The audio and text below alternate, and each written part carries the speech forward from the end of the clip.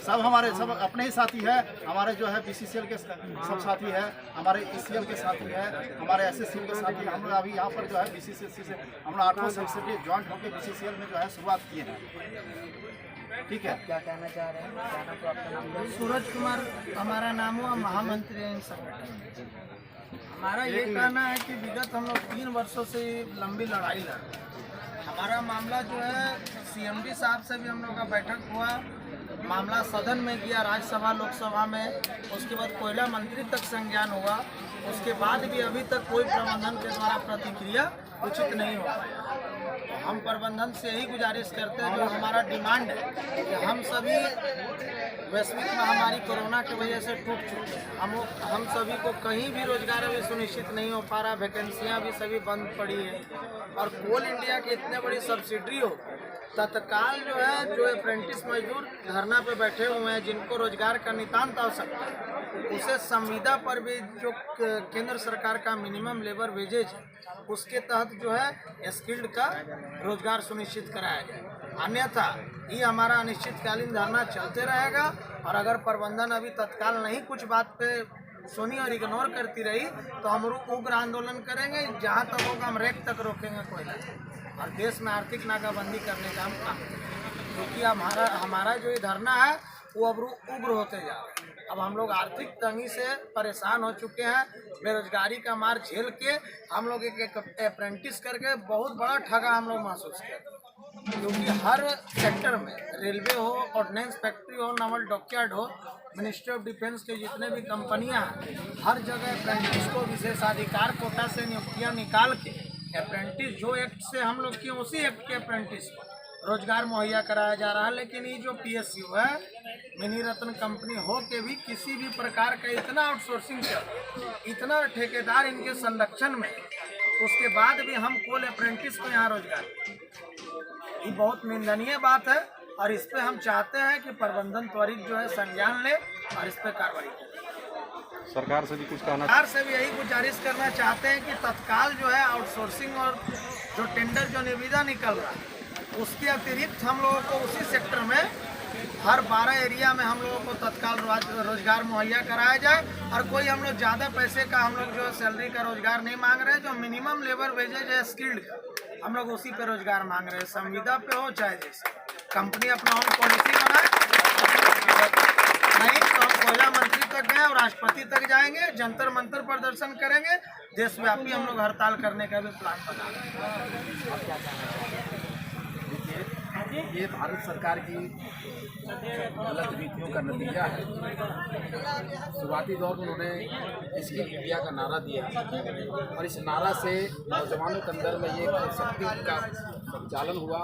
उन्हें लगा कि स्किल अपने अंदर डेवलप करो, और उन्हें ITI किया। ITI करने के बाद में विभिन्न परियोजनाओं में प्रशिक्षण पाए। प्रशिक्षण पाने के बाद जो कोल इंडिया का जो अपना नियम है, जो कानून है, उस विधान के अनुसार नियम ये कह रहा था कि 10% प्रशिक्षकों में से छाट करके उन्हें नियोजन किया जाता और शेष को अनुबंध पर, डेली बेसिस पर बहाल करके रोजगार से जोड़ा जाता। लेकिन ऐसा कुछ नहीं हुआ और ये विफलता ही भारत सरकार की। और हम इस आपके माध्यम से भारत सरकार से ये डिमांड करना चाहते हैं कि तुरंत इस संबंध में एक नीति बनाकर राज्य भर के अंदर में, जिले भर के अंदर में जो अप्रेंटिस प्रशिक्षित छात्र हैं, इन्हें नियोजित दिया जाए, जिससे इनका घर गृहस्थी संभल सके। भुखमरी का जो पालन है उसका नियंत्रण किया जा सके। आप क्या कहना चाहते हैं? 7 दिनों से हम लोग यहाँ पर ही अनिश्चितकालीन धरना पर बैठे हुए हैं। प्रबंधन हम लोगों को अभी तक इस संबंध में कोई भी अच्छा पहल नहीं किया। हम लोगों को बस नकारात्मक चिट्ठी भेज रही है, नकारात्मक बात हो रही है। इसी एक्ट से जो अप्रेंटिस, जो दूसरी कंपनी में अप्रेंटिस हैं, उन छात्रों को उस कंपनी में बहाल किया जा रहा है। मगर BCCL प्रबंधन, कोल इंडिया प्रबंधन हमारे साथ एक छलावा कर रही है। हमें 1 साल यूज करने के बाद बिल्कुल एक दिया गया, हम लोग अब रोजगार लेके उठेंगे। ये धरना में ये ठान के बैठे हुए, चाहे हम लोगों को जितना दिन बैठना पड़ जाए, सालों बैठना पड़े, महीनों बैठना पड़े, ये आंदोलन को हम और उग्र करेंगे। प्रबंधन बिल्कुल ऐसा जो कर रहा है, जैसे कि मान लो हम लोग एक तरह का बेरोजगार है ही तो है, ऊपर से और हम लोग को जान मारने का काम कर रहा है। कुछ नहीं सुना जा रहा है। हम लोग पिछले 1 सप्ताह से लगातार धरना कर चुके हैं, मगर कोई भी सकारात्मक पहल नहीं की गई अभी तक।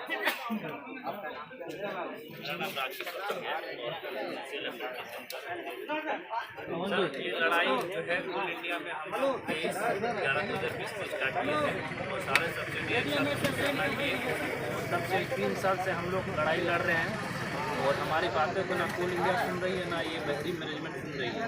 झारखंड में नौजवानों का खून चूस रही है और हर एक साल चूसने का काम कर रही है। हम इन्हें आगाह कर देना चाहते हैं कि झारखंड के अप्रेंटिस मजदूर एक हो गए हैं और जिस दिन है ये हमने उग्र का आंदोलन का घोषणा कर दिया उस सारे कोयला बंद करेंगे। हमने भी सीसीएल में 15 मार्च को कोयला बंद किया था। उस समय हम लोग थोड़ा सा पीछे हट गए थे कि वो पहली लड़ाई थी। अब हम ये मानने वाले नहीं यार, एक साथ एक मंच पे झारखंड का सारा कोयला बंद करेंगे तब ये बहरी मैनेजमेंट सुनेगी कि अप्रेंटिस को धरना बंद कर देना चाहिए। और हमें रोजगार जो हमारा हक है हमें छीन कर लेना पड़ेगा क्योंकि ये अब हमें देने वाले नहीं। हमें सब्र का थोड़ा सा सब्र बनाए हुए हैं, क्योंकि ये सब्र छूटेगा हम इसके मुंह से छीन लेंगे। अभी तक सर हमारा जो है जैसे कि झारखंड में अभी 5000 के आसपास अप्रेंटिस है जो सीसीएल में ये सभी को रोजगार मुहैया कराना चाहिए क्योंकि ये सबसे बड़ी कंपनी है। झारखंड में देखा जाए तो ये सबसे बड़े मैन पावर की कंपनी है जहाँ पर टेक्निकल मैन पावर का कमी है। ये बार बार हमसे वार्ता करते हैं, बोलता है मेरे पास सरप्लस है। अरे सरप्लस कौन चाहिए, दिखाइए ना आपका टेक्निकल कितना सरप्लस है। और हम लोग यहाँ पर मजदूर जो है टेक्निकल बैठे हुए हैं। उस समय उसका मुँह से एक जवाब नहीं निकलता है। हमने आरटीआई के तहत जो है सीसीएल से भी मंगवाने का काम किया। 6000 उसमें मैन पावर का कमी है टेक्निकल का। जब हम ये सवाल उनसे पूछते हैं तब ये पीछे हट जाती है और सामने लगाती है टोटल मैन पावर का मेरे पास सरप्लस है। तो ये हम लोग मानने वाला नहीं है। हम लोग जो है अब हम लोग अधिकार के लिए कुछ भी करने के लिए उग्र होंगे। आपको मान मिल जाए तो फिर आप कहाँ पे मान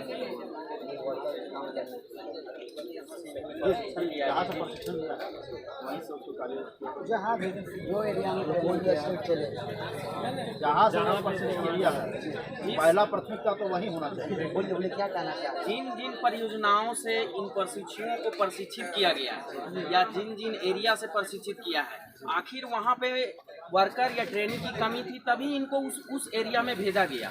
और जिस एरिया में भेजा गया वहाँ पर वास्तविकता ये है कि वहाँ पे मैन पावर की कमी है, टेक्निकल मैन पावर की कमी। तो जहाँ से ये प्रशिक्षण लिए हैं आप वहीं पे इनको रोजगार दीजिए, वहीं पे इनको रोजगार उपलब्ध करवाइए। जब रेलवे अपना प्रशिक्षु को एक स्पेशल नियोजन नीति के तहत बहाल कर रही है, उनके लिए स्पेशल कोटा लाई है कि आप 15 से 20 नंबर लाइए, आपको रेलवे में नौकरी मिल जाएगी। तो जब रेलवे कर सकती है, नवल डॉकयार्ड कर सकती है, डिफेंस ऑफ मिनिस्ट्री DRDO कर सकती है, तो आपने जब प्रशिक्षित किया है तो हम कहाँ जाएं?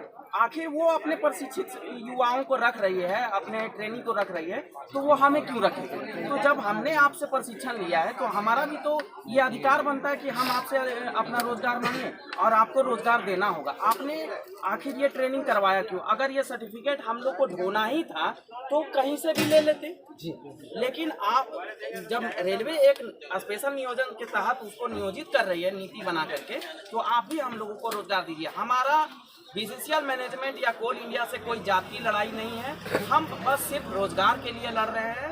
आखिर एक बेटा अपने बाप से ही अधिकार मांगता है। आपने हमको जन्म दिया, आपने हमको ट्रेनिंग करवाया, एक बेटा अपने बाप से ही अधिकार मांगता है, नहीं पड़ोसी से जाके मांगता है। तो हमको आपने ट्रेनिंग दिया, 1 साल एक वर्कर के तरह काम करवाया, ट्रेनिंग के तरह नहीं, एक वर्कर के तरह आपने काम करवाया।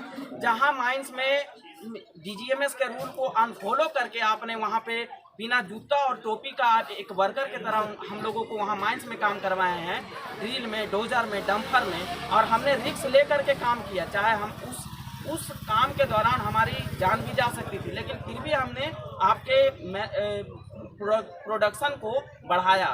तो जब आपने हमारा 1 साल यूज किया और उसके बाद हमें फेंक दिया। तो अब हम उस 1 साल को वापस ला नहीं सकते। इसलिए मैनेजमेंट से मेरा ये विनम्र आग्रह है कि हमारी मजबूरी को, हमारी मुसीबतों को समझते हुए तत्काल एक नियोजन नीति बनाकर हम लोगों को रोजगार उपलब्ध कराए। हमारा यही मांग है। सभी अप्रेंटिसों से मेरा यही कहना है और बीसीसीएल मैनेजमेंट से यही कहना है कि इस आंदोलन का बस एक ही मकसद है कि हम बेरोजगारों को एक रोजगार मिल सके। और इसके लिए हमें अगर इसके आगे भी लड़ाई लड़नी होगी तो हम लड़ेंगे और उग्र आंदोलन करेंगे। बीसीसीएल मैनेजमेंट को अभी भी इस पर संज्ञान लेना चाहिए और इसको ऊपर तक, चेयरमैन तक या कोयला मंत्री तक इस बात को आप भेजें। ये सिर्फ एक बहाना बना देती है कि हमारे एक्ट में नहीं है। तो इसी एक्ट 1961 एक्ट के तहत रेलवे ने भी तो ट्रेनिंग करवाया है। इसी कौशल विकास योजना के तहत रेलवे में भी ट्रेनिंग कराया है।